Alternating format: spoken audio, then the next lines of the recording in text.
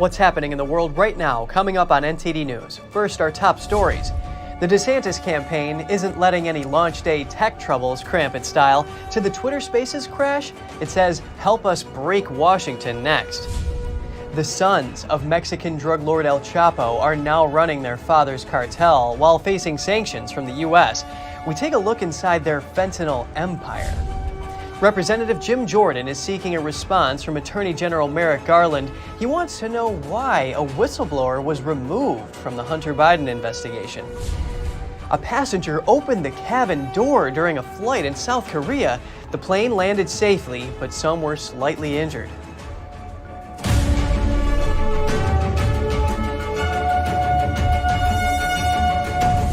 Welcome to NTD News Today. I'm Kevin Hogan. Our top news is on Florida Governor Ron DeSantis and his presidential campaign. They have flipped the script on his campaign launch tech glitches. NTD's Daniel Monahan has more on what they're saying. The largest crowd ever tried to sign into the Twitter Spaces event and crashed it. DeSantis took pride in the huge audience. His campaign had T-shirts for sale the next day with slogans like, "DeSantis breaks systems, the internet, the deep state, corporate media, woke indoctrination. Help us break Washington next." His team said the launch and his videos received 30 million views in 15 hours, with over $8 million raised within a day. PayPal co-founder David Sacks co-hosted the event with Elon Musk. Sacks praised DeSantis on Fox News for staying cool and unflappable under the high-stakes pressure. Really, I think, made a great impression as someone who doesn't get thrown off his game very easily. Meanwhile, DeSantis responded on Newsmax to attacks trying to label him an establishment Republican. How many establishment Republicans would have stood up against Disney? How many establishment Republicans would have signed the bill that I just signed to ban land purchases from people affiliated with the CCP in the state of Florida? DeSantis also wondered how many establishment Republicans would have banned cross-sex surgeries for minors and sent illegal migrants to Martha's Vineyard. So on every issue that kind of the old guard of the Republican Party would have shied away from in a New York Minute, I'm not only leaning into them, I'm winning against the media and against the left. DeSantis had also stated that he would fire FBI Director Christopher Wray on day one if elected president. Former White House Communications Director Anthony Scaramucci disagrees with that strategy. A more sensible strategy, a more presidential look, would be that I respect the rule of law. I will meet with everybody and evaluate the personnel. In related news, Mexican President López Obrador made it clear on Thursday that DeSantis is not his top choice. What he enforced in Florida, an anti-immigrant policy. I wish the Hispanics of Florida wake up and don't give him a single vote. DeSantis has championed border security and derided so-called sanctuary cities. The Florida governor says he would impose strong controls on illegal immigration if elected president. Daniel Monahan, NTD News. With the presidential election picking up steam, how is tech going to impact voters? We bring in an expert who analyzes the potential for disinformation, some solutions to ensure fair elections, and what areas tech can be used ethically.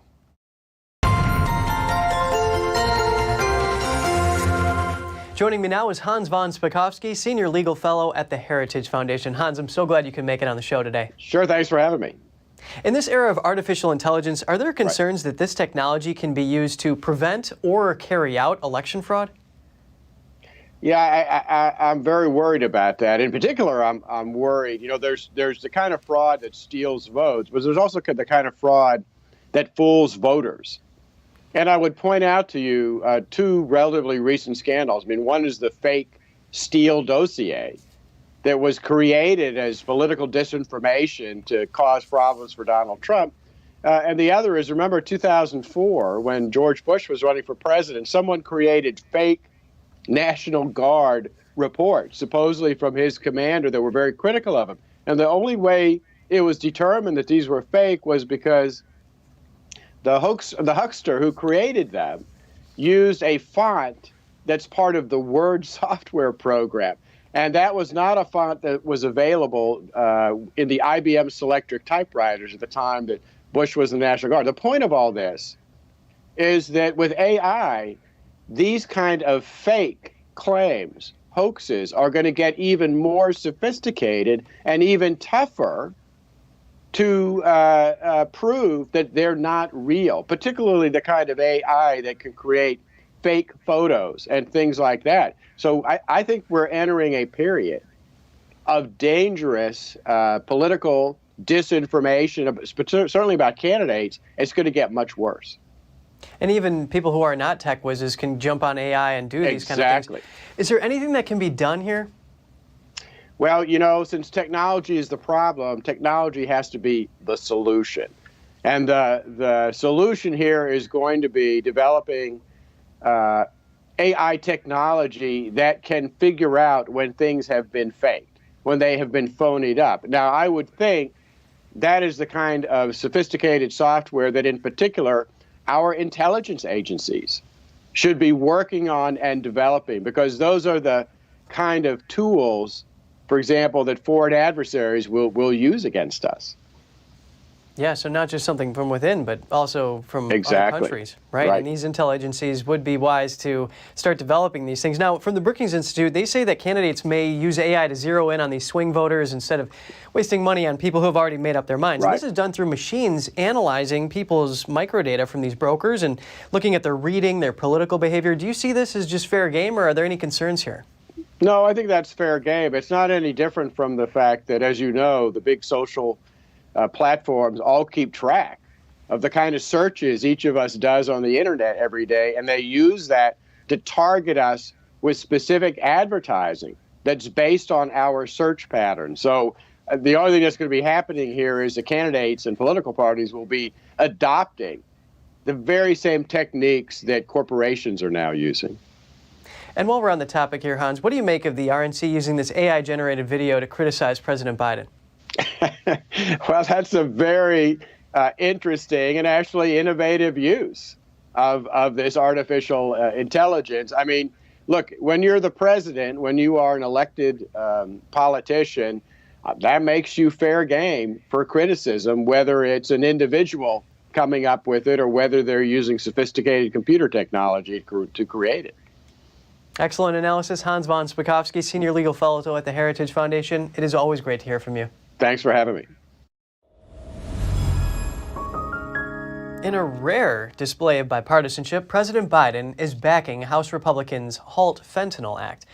The bill permanently designates fentanyl-like substances among the most dangerous drugs, but some lawmakers tell NTD that more needs to be done to counter the fentanyl crisis. NTD's Melina Wisecup has the details from Capitol Hill. More than 150 people die every day from overdosing on fentanyl. The epidemic is described by the DEA as the deadliest drug threat our nation has ever encountered. And in an attempt to combat this, the House passed a bill that would list fentanyl as a Schedule I narcotic. And Republicans say that there are more aspects to consider. It hasn't always been fentanyl, but what has been one of the common denominators in the problem is what's going on at our border and how the drugs get into this country. The whole drug problem is multifaceted, and we need to address it. You got to deal with it at the source, which is our southern border. That's how it's getting in. And so I would say, even though this bill is important, the most serious bill is our border security package that we passed a couple of weeks ago. There were many Democrats who joined with Republicans to support this bill, although one of them told me that they would have liked to have seen some changes to it, but he described this issue as too serious to delay action on. This is not the way I would write the bill. But since I know it's a work in progress and something that's so devastating, Congress needs to take action. And President Biden does support this GOP-led bill, writing in a statement that the act includes critical components for the administration's plan to combat the supply of illicit fentanyl. The bill passed with 289 yes votes, while 131 Democrats and 1 Republican opposed it. Now, some are concerned about using criminal penalties to combat what they describe as a public health crisis. Mandatory minimums just don't work. You need to have circumstances differ from case to case. We know that China plays a role in trafficking this illegal fentanyl. Can you give our audience an understanding of to what level does China play in trafficking this fentanyl, and is there a way you all can hold the regime accountable for this? Yeah, no, they play a big role. Well, I call it Xi Jinping's gang. To me, it almost seems like a criminal enterprise of what they're utilizing to try to get into the United States because they know of the havoc that it creates. The bill is now headed over to the Senate, where it could be tweaked before final passage in both chambers, and then off to the White House, where the president is expected to sign it. Reporting in Washington, D.C., Melina Weisskopf, NTD News. All right, and speaking of illicit drugs, the four sons of Mexican drug kingpin Joaquin El Chapo Guzman were once mocked as entitled princelings.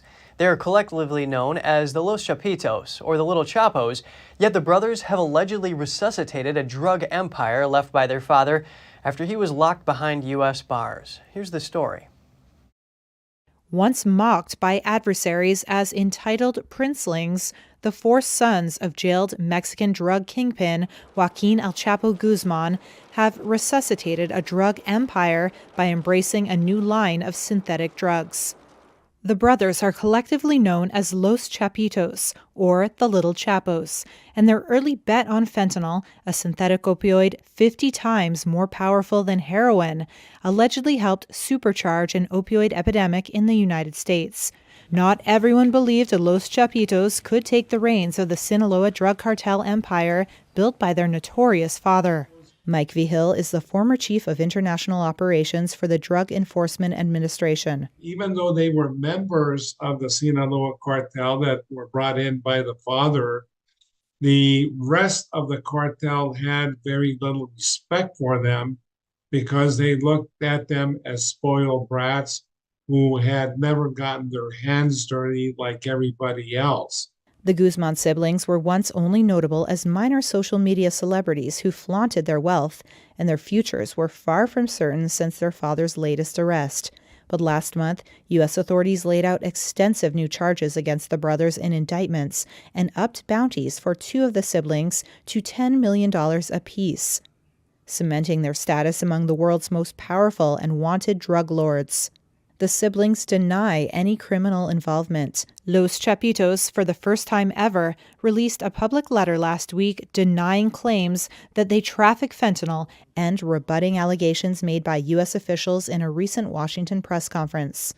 But law enforcement sources say that after his father's arrest in 2016 and extradition in 2017, the youngest son, Ovidio Guzman, became a high-level leader in the cartel. And Mexican sources say the new generation has embraced violence as a means of control. The Chapitos have to maintain a reputation, so they are much more violent than their father was, because they have to show other members of the cartel that they have a reputation where they're going to take violent action if they have to. They're not going to be wimps and just go along with the flow. Mexico's army did ultimately apprehend Ovidio Guzman earlier this year by sending hundreds of troops to raid one of his homes in rural Sinaloa. He's now in a maximum security lockup near Mexico City. But the other brothers are still running a drug empire, according to U.S. officials. The cartel can turn $800 worth of precursor chemicals into fentanyl pills or powder that reap profits as high as $640,000, according to one of the April indictments. Back in the States, why was an IRS whistleblower removed from the investigation into Hunter Biden? The head of the House Judiciary Committee is calling on the Attorney General to explain. The House committee is looking into allegations of possible political interference in the investigation of Hunter Biden's business dealings. House Judiciary Committee Chair Jim Jordan addressed a letter to Attorney General Merrick Garland, which says in part he has serious concerns about the timing of the removal of the agent and an IRS investigative team. The attorney for the whistleblower says the whistleblower and the team were removed from the case after they reported irregularities to prosecutors. Jordan is asking the Justice Department to provide a series of documents explaining their dismissal by June 8th. The Attorney General's office and the IRS did not immediately reply to a request for comment. A Texas House committee voted unanimously Thursday to recommend impeachment of Republican Attorney General Ken Paxton. The General Investigating Committee took the vote a day after hearing lengthy testimony. Paxton allegedly abused his office to benefit a multimillionaire who was a major donor to him. Paxton has denied all wrongdoing.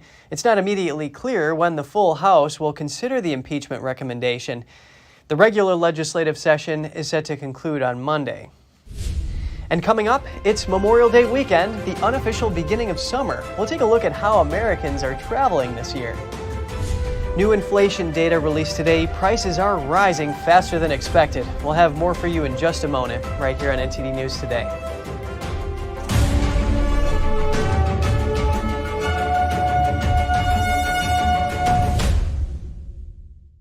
Did you know ESG is impacting every part of your life? From rising gas prices to global food shortages to out-of-control inflation, even losing your freedom of speech and being censored on the internet. It's all being driven by ESG ideology. Who's in control? What can you do about it? Find out in The Shadow State, the first documentary exposing ESG. The ESG movement of governments and corporations operates in the shadows. Only the light of truth can expose it. Watch The Shadow State documentary, streaming now.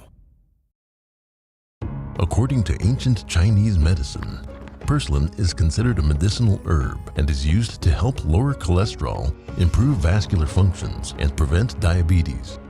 Perilla seeds can nourish the lungs and spleen. It is used to treat asthma and improve pulmonary functions. Puritang green vegetable omega-3 is made from purslane and perilla seeds from Hwangmae Mountain in South Korea. It contains over 90% of omega-3, 6, 7, and 9, the highest concentration possible without chemical additives. The soft gel is made of natural seaweed. It is 100% organic and vegan. Both adults and children can take it with peace of mind. Ancient recipes were passed down from heaven to bring prosperity and longevity. Puritang green vegetable omega-3. Life doesn't always give you time to change the outcome. Prediabetes does. With early diagnosis, prediabetes can be reversed. Take the 1-minute prediabetes risk test today. Go to doihaveprediabetes.org.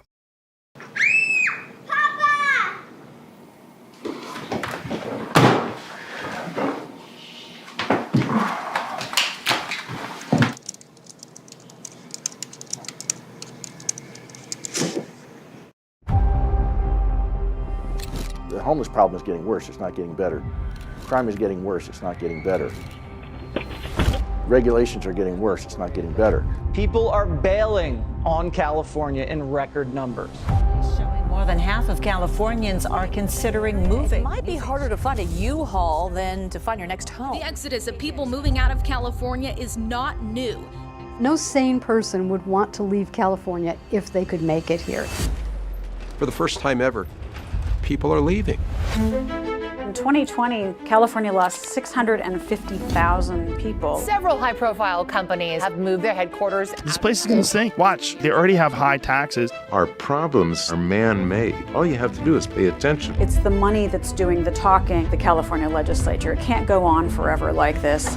There's a lot of people that you would be surprised by their stories.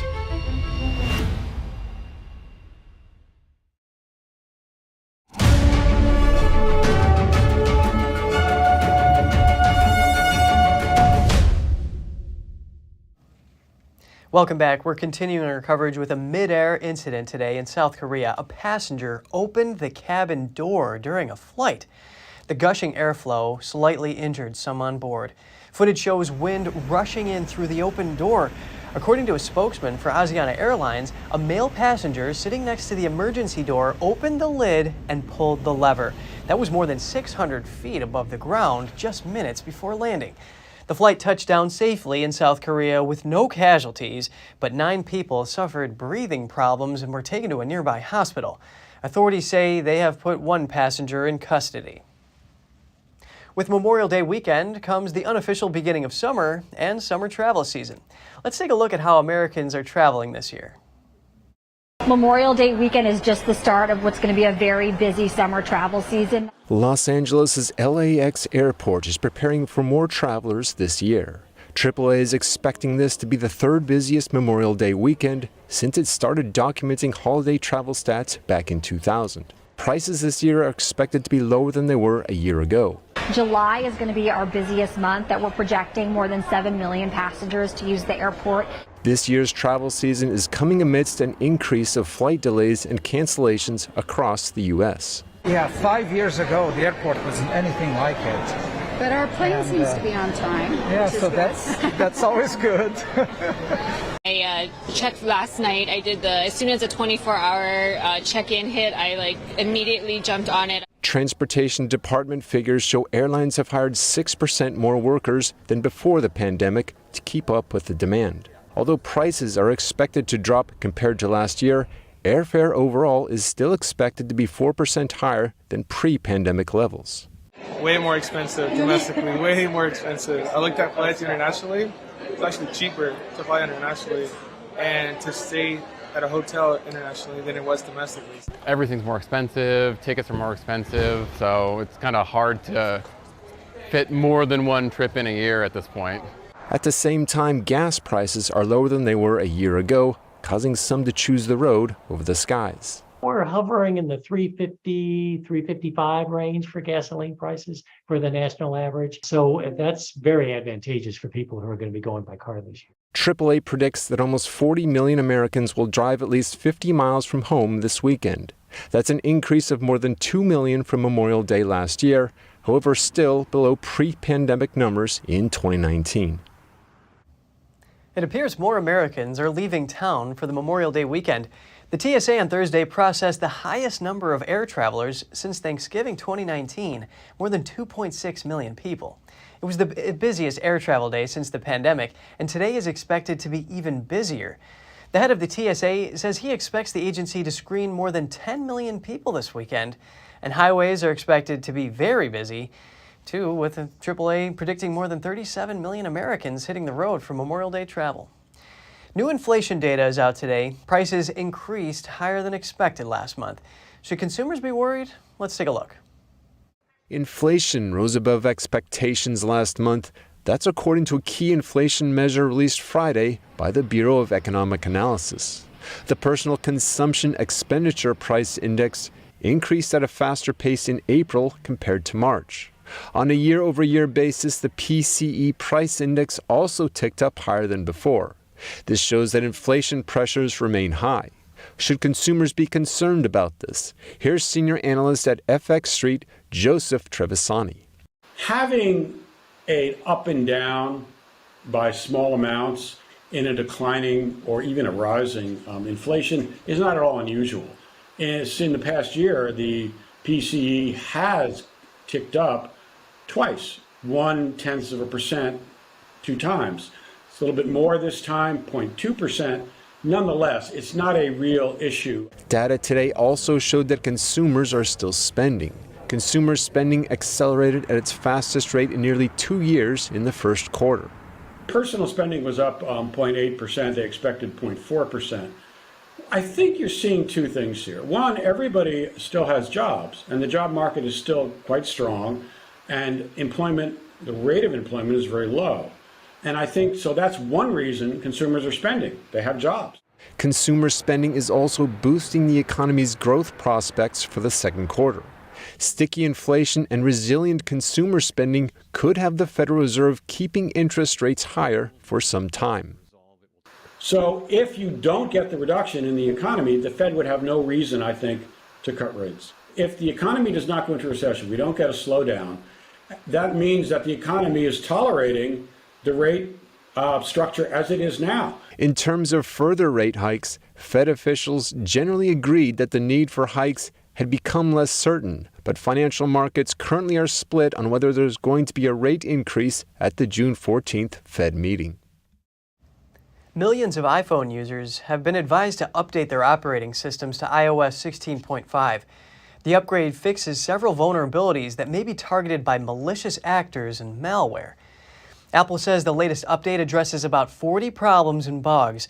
That includes 3 key security issues that may be actively exploited. The problems are related to the WebKit browser engine and specific iPhone and iPad models. Security experts recommend doing the update to protect against potential attacks. That especially goes for high-profile users like politicians and those in the media. Now we zoom in on critical race theory and the extent to which it's reaching the minds of pupils across the U.S. Reports say it's in all levels of education and in a variety of specializations. I wanted to learn more about the prevalence of this ideology, so I spoke with an academic who has been following this very closely. Joining us now is Professor William Jacobson at Cornell University. Bill, it's great to have you with us. Thank you for having me on. I appreciate it. Based on your research to expose critical race theory in universities, how pervasive is this theory in the U.S. in terms of elite K-12 schools as well as medical schools? Well, at criticalrace.org is the website where we track these things, and we have tracked it, and it's almost every place. I can't say it's every place, but almost every place critical race theory in one form or another, whether it's called critical race theory or it's called diversity, equity, inclusion, or it's called Ibram Kendi's anti-racism, or white fragility, whatever you want to call it, in various forms, it's just about everywhere. Critics of the theory say that it divides people into the groups of the oppressors and the oppressed, and it leads to intolerance. In your view, what concerns are there having this theory being taught in schools across the nation? Well, we've seen it and we've documented it clearly that it pits students against each other based on skin color. It pits students against their teachers, pits students against their parents, and it pits students against their country. One example we saw and we've reported on is in the Providence school system, a teacher who witnessed this happen. And in the course of a year, the students went from standing for the Pledge of Allegiance to refusing to stand and to calling her America because she's white and they're not America. So it turns students against the country, against everything. Well, you've done a wide range of research here. Can you compare and contrast the two coasts, California and also Florida, in this respect? Well, Florida is really taking the lead and pushing back against this at every level. It's the model, if you will. And regardless of who you want for president, Ron DeSantis has seized on a tactic that I think is very effective, which is defunding the DEI bureaucracy. And that's something that we'll see, I think, maybe in Texas and other red states. California, New York are heading in exactly the opposite direction. So we have this unique phenomenon developing of a divide in the country between the states heavily invested in CRT, which are mostly the deep blue states, and the states pushing back against it, which are mostly the red states.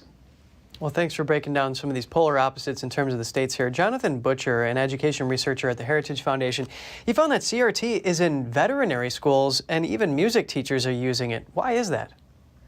Yeah, well, in terms of the veterinary schools, we did that research, and I think that it's part of an ideology, and it doesn't really matter where it is. It's an ideology of demonizing the country, of portraying us as inherently and irredeemably bad. So they don't really care where they're doing it, and that's why at criticalrace.org we have databases on colleges, elite K through 12, veterinary schools, the military academies, medical schools, and you see the same pattern everywhere.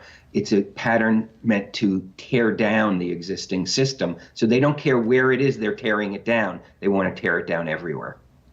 So you've done a lot of work to compile this database. What do you think needs to be done in this respect?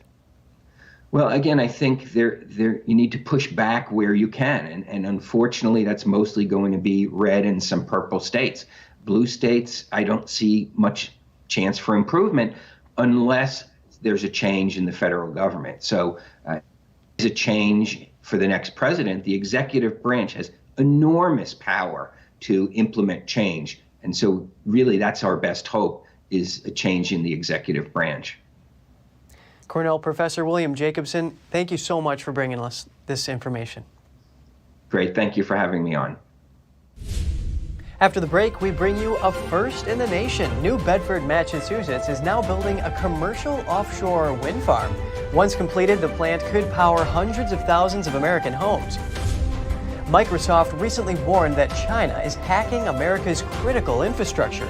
So how vulnerable is U.S. infrastructure, and what's the absolute worst that can happen? We'll have those details for you when we return.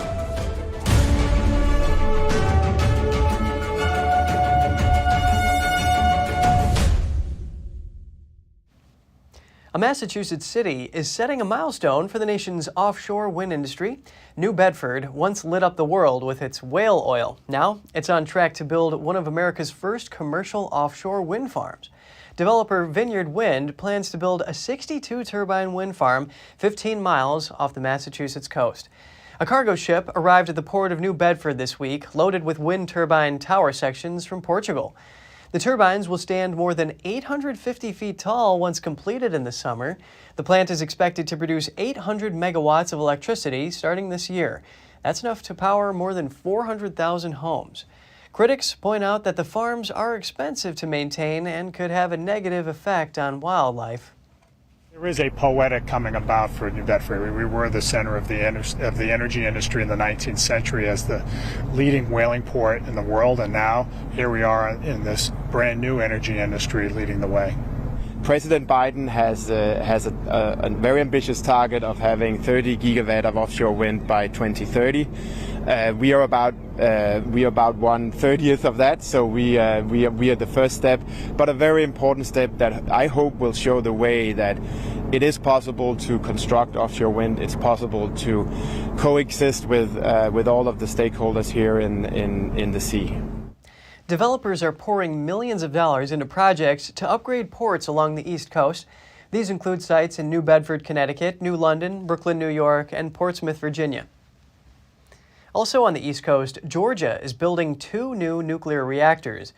They're the first 2 built from scratch in the United States in decades, and potentially the most expensive ever built. The new reactors join 2 older ones already in the state. Unit 3 began generating electricity in March. It's set to reach commercial operation in June. By then, Georgia's Power's 2.7 million customers will start paying more, almost $4 extra per month. It remains to be settled how much taxpayers will pay for the 2 reactors in total. We look at things on a long-term horizon, and so to have this resource that can be available for some 60 to 80 years is going to be great value to our customers today, but also great value to our customers and to the economy for a long, long time. Georgia's 5 elected public service commissioners approved the rate increase in 2021, but the bill's final tally won't come until Unit 4 is completed. At that point, the commission will decide how much of Georgia Power's spending was prudent. The U.S. Navy is offering assistance to Guam's Typhoon recovery efforts. The Navy's USS Nimitz aircraft carrier strike group is now sailing to the Pacific island. The carrier, a cruiser, and a destroyer are due to arrive in Guam in 3 or 4 days. Earlier this week, a Typhoon Mawar, the most powerful storm of the year globally, made landfall on the island. High winds tore off roofs, flipped vehicles, and smashed trees. Heavy rains flooded the island's international airport. A number of residents remain without power and utilities. There are no immediate reports of injuries or fatalities, but the extent of damage is hard to assess early on. Microsoft recently warned that China has hacked critical U.S. infrastructure across numerous sectors, including communications, manufacturing, and transportation. The company believes China wants to spy on the U.S. for as long as possible. So how vulnerable is America's infrastructure, and what's the worst that possibly could happen? NTD's Faye Quarter looks into it. Microsoft says China has hacked America's critical infrastructure across multiple sectors. This includes the communications, manufacturing, utility, transportation, construction, maritime, government, information technology, and education sectors. Different sectors have different levels of vulnerability, but some are in fact very vulnerable to attacks. They weren't necessarily designed with security in mind. They weren't necessarily designed to be internet facing. David Ratner is the CEO of cybersecurity firm Hyas. He says America's infrastructure is quickly becoming more and more secure, but bad actors are constantly figuring out new and creative ways to break in. These attacks can actually have significant devastating impact on human lives as well as the general economy. The worst that can happen is actually human death, right? A cybersecurity attack on a hospital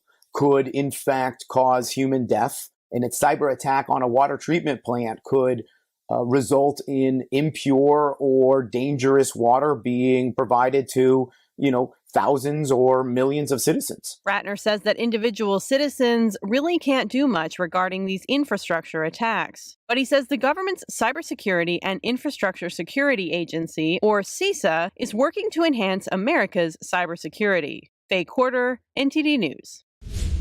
Still to come, we'll be looking at the EU's plans to regulate AI and whether other countries will follow suit. And mental health issues among teenagers and children are on the rise. We hear from French psychologists who say they are facing a silent pandemic of depression on a scale they haven't seen before. More on that after the break.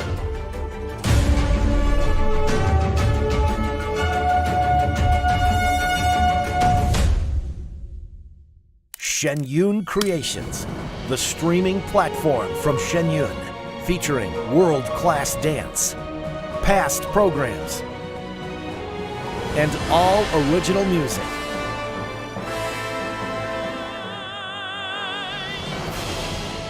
Masterclasses, behind the scenes, comedy, and more. Explore shenyuncreations.com. Hey, I told you enough of that. But look, this is different. It's Ganjin World.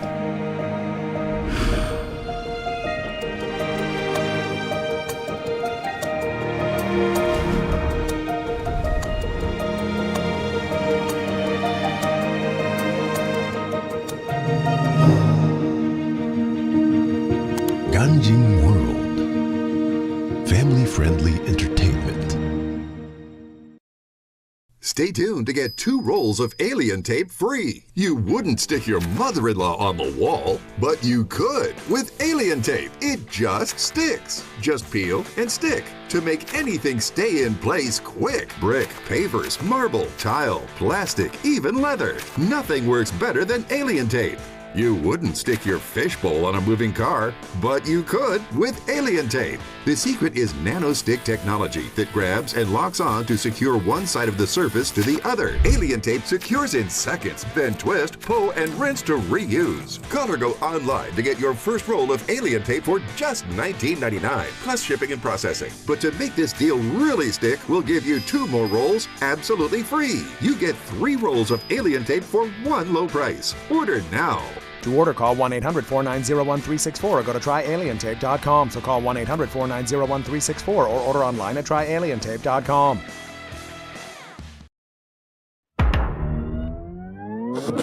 Tired of scrolling Netflix? Trying to find something that's worth watching? Want to skip the censorship in mainstream media?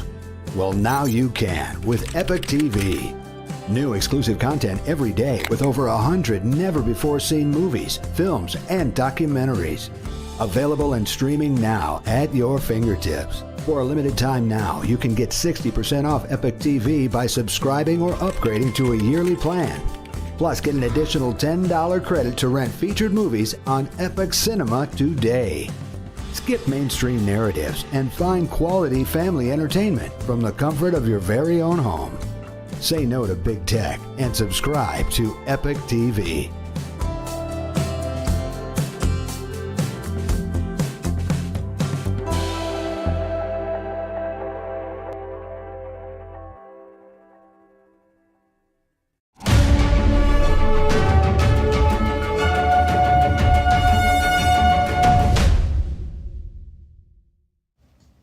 Welcome back. We have some Europe coverage for you. French judges yesterday charged 5 soldiers for not assisting people over the sinking of a small boat in the English Channel in November 2021.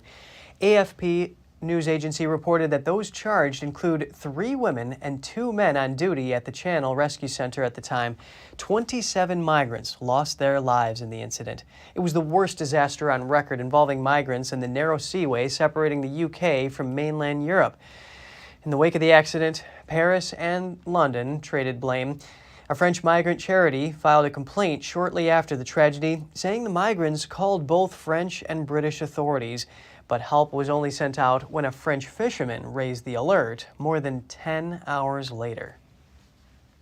Germany's economy fell into recession in early 2023 after household spending in Europe's biggest economy succumbed to the pressures of high inflation. Official figures released yesterday show that Germany's economy shrank by 0.3% in the first 3 months of the year. This follows a drop of 0.5% during the last quarter of 2022. A recession is commonly defined as 2 successive quarters of contraction. Household consumption was down over 1%. Government spending also decreased significantly by nearly 5%. The recession was less severe than some expected, given Germany's previous dependency on Russia for energy. Also in Germany, a climate activist group vows to continue after police raided properties linked to the group earlier this week. A spokesperson for Last Generation said the police searches had hit the group and its supporters hard. Wednesday's searches aimed to secure evidence on the membership structure of the group and on its financing. Munich prosecutors said the people under investigation are accused of organizing and promoting a campaign to finance further criminal offenses and collect at least $1.5 million. Members of Last Generation have repeatedly blocked roads across Germany in an effort to pressure the government over climate change policies. Their actions have contributed to a culture war in the country well known for its love of cars. EU lawmakers are coming closer to regulating artificial intelligence. It would be the world's first ever rules on AI. It comes as many have raised concerns over the technology's risk to humanity. NTD's Jane Worrell has more for us. Many are concerned over just how fast AI is developing. EU lawmakers recently agreed on a draft of rules to regulate the technology. Dragos Tudorakis is one of the members of the European Parliament. He's been leading the efforts. What is the best approach to actually put rules around a technology that is constantly shifting, that is constantly evolving, that is not that easy to grasp like a piece of machinery where you know exactly what it does. It was much harder, much more complex to figure out what is the best approach to put regulation in place. Under the new rules, AI generators like ChatGPT would be required to publish summaries of copyrighted materials used for training, meaning content creators would be paid for their work. Requirements for providers and users would be adjusted depending on the level of risk the AI can generate. Systems with an unacceptable level of risk will face outright bans. Yeah, that's a really important and very welcome addition to the regulation. It is going to ban specifically technology that is used on real-time recognition, facial recognition. So are other countries likely to follow suit? Researchers gave evidence to the British Parliament earlier this year, saying rogue AI could kill everyone and so it needs to be regulated. To the extent that the EU successfully manages to protect relevant interests without kneecapping themselves technologically, I think other countries will follow suit, and I think that's an admirable goal that they're pursuing. But the EU rules could also have a different effect. So it could actually prompt, you could call it like a race to the bottom on regulation. Or some countries are actually going to try to bring in AI investment because they're saying, oh, don't go to Europe, they're regulating things. Tudorakis says having rules doesn't mean stalling innovation or investment. The group of 7 nations this month said that while each country's approach to AI regulation may vary, the technology should be in line with shared democratic values. EU lawmakers are expected to vote on the final form of the AI Act in June. It could be a couple of years before the EU rules come into force, but we'll certainly be hearing a lot more about AI in the coming months. Jane Worrell, NTD News. More on tech, Elon Musk's brain implant company Neuralink said yesterday it had been given a green light from the FDA to kickstart its first clinical study in humans. It's a milestone for Neuralink after earlier struggles to gain approval. Here's the story. On at least 4 occasions since 2019, Musk has said his medical device company would begin human trials for a brain implant to treat severe conditions such as paralysis and blindness. Yet the company only sought Food and Drug Administration approval in early 2022, and the agency rejected the application, sources linked to the company told Reuters in March. The sources said the FDA had pointed out several concerns to Neuralink that needed to be addressed before sanctioning human trials. They include the device's battery, as well as safety issues surrounding its wires and the protection of brain tissue. What about the monkeys? Thursday's FDA approval comes as U.S. lawmakers are urging regulators to investigate the oversight of animal testing at Neuralink. The company has already been the subject of federal probes, including at least one linked to animal testing and treatment. Fun game. In a tweet on Thursday, Neuralink said it was excited to share the news of the approval, but that it's not yet recruiting for a clinical trial. Over the years, Musk has publicly outlined an ambitious plan for Neuralink. He envisions its devices to cure a range of conditions, from obesity, autism, depression, schizophrenia, to enabling web browsing and even telepathy, and that both disabled and healthy individuals would be swiftly getting surgical implants at local centers. Neuralink and the FDA did not immediately respond to a Reuters request for comment. And some background on this, Musk made headlines late last year when he said he'd be willing to implant the brain implants in his children. Experts have told the Epoch Times there could be ethical, safety, security, privacy, and even philosophical issues when it comes to Neuralink's goals of having healthy people interact directly with the technology via the mind. And speaking of the mind, there's a rise of mental issues in teenagers and children across the developed world.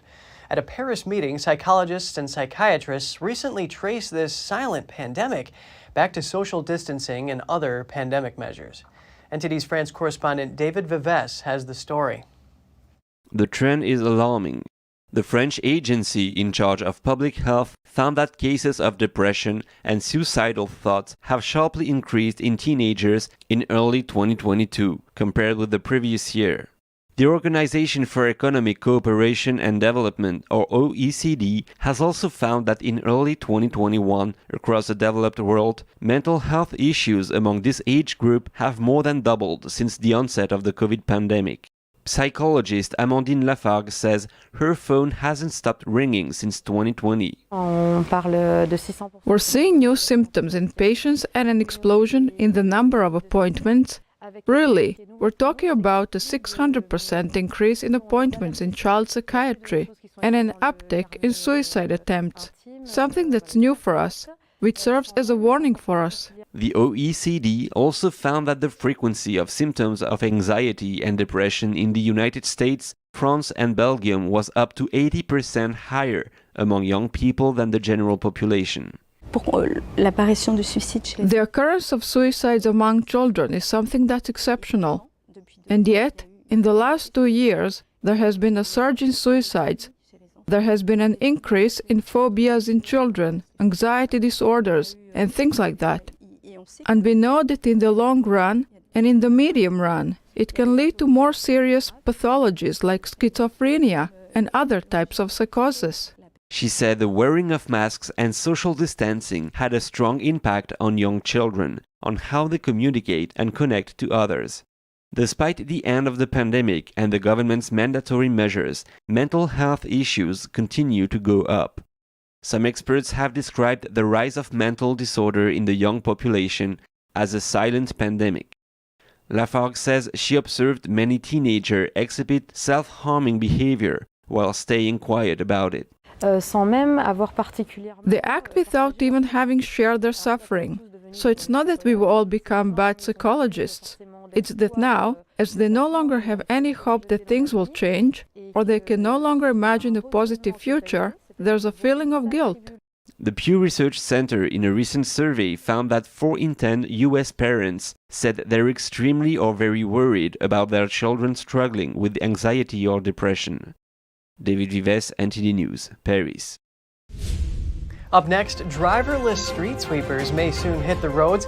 The Port Authority of New York and New Jersey is testing them now. Stay tuned for that story in just a moment.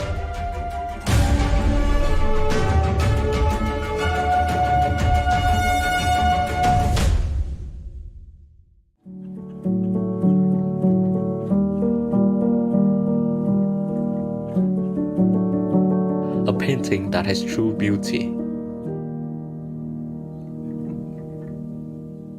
I imagine it's like a door.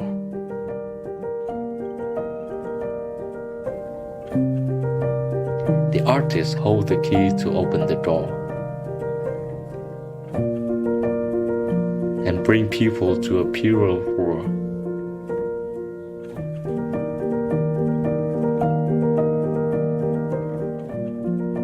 A world where people are more compassionate.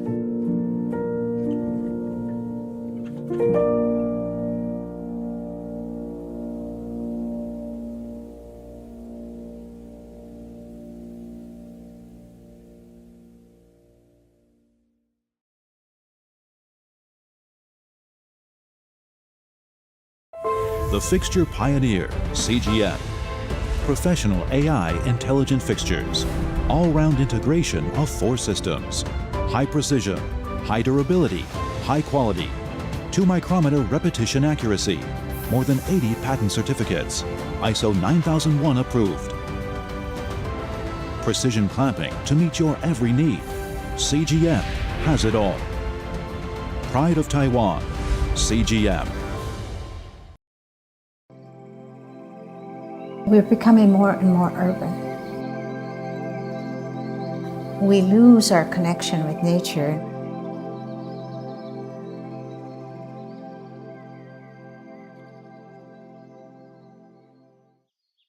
This little girl lives in a world of natural beauty, nature all around her. Not everybody has this opportunity. Things are growing all around her. All sort of handmade things. The artist has portrayed a scene that is so comforting and so grounded that we can experience this ourselves. The artist himself has to be absolutely natural. And it's not easy to do because children are hard to paint. Birds are hard to paint. They don't sit still. This is quite an accomplishment, reflecting nature back to us.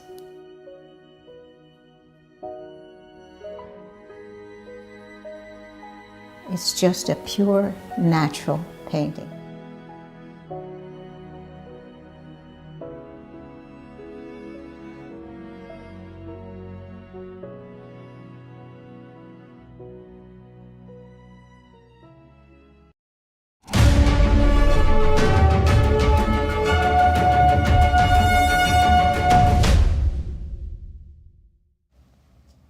Welcome back. You might find this interesting. The Port Authority of New York and New Jersey is testing electric driverless street sweepers.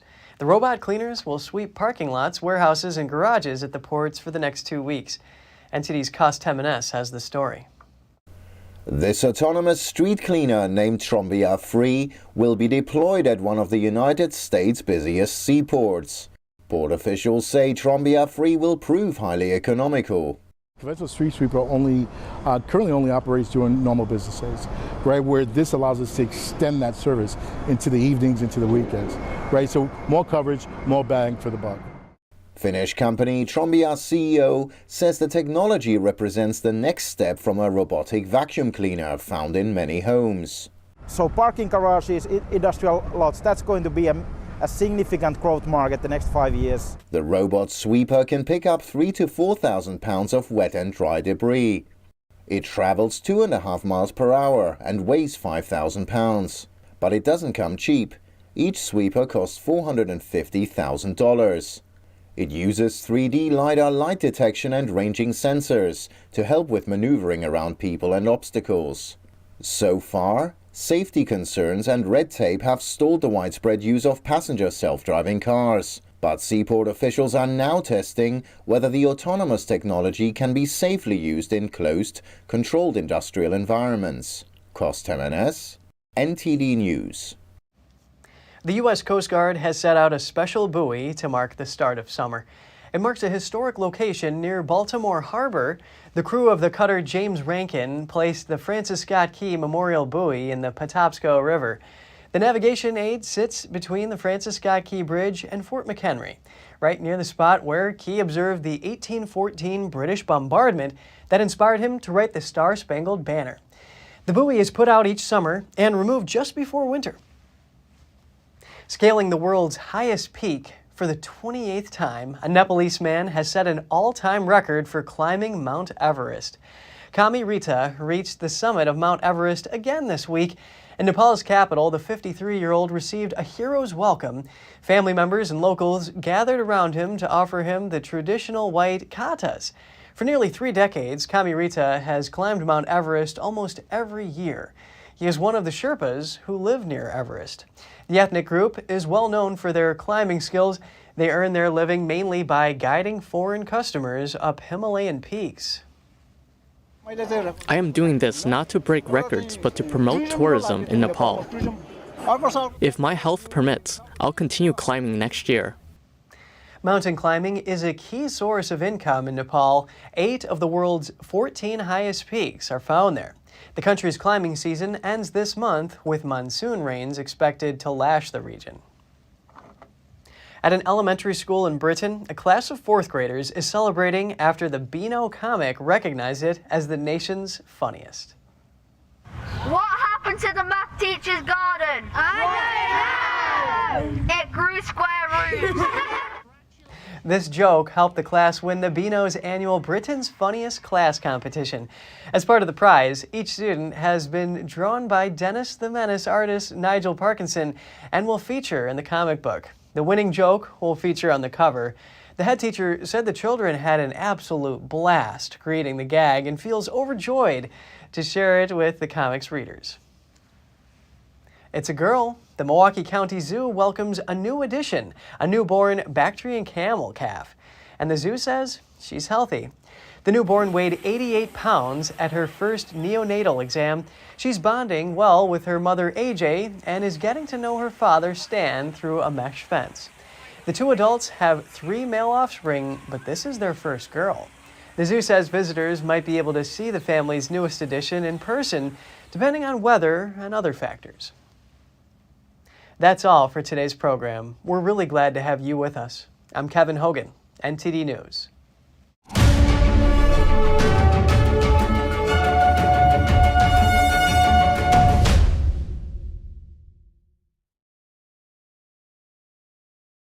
Thanks for watching us on YouTube. Did you know YouTube only keeps selective videos on its platform? So if you want to make sure you get the full picture, just subscribe to our newsletter. Go to newsletter.ntd.com and sign up. It's free.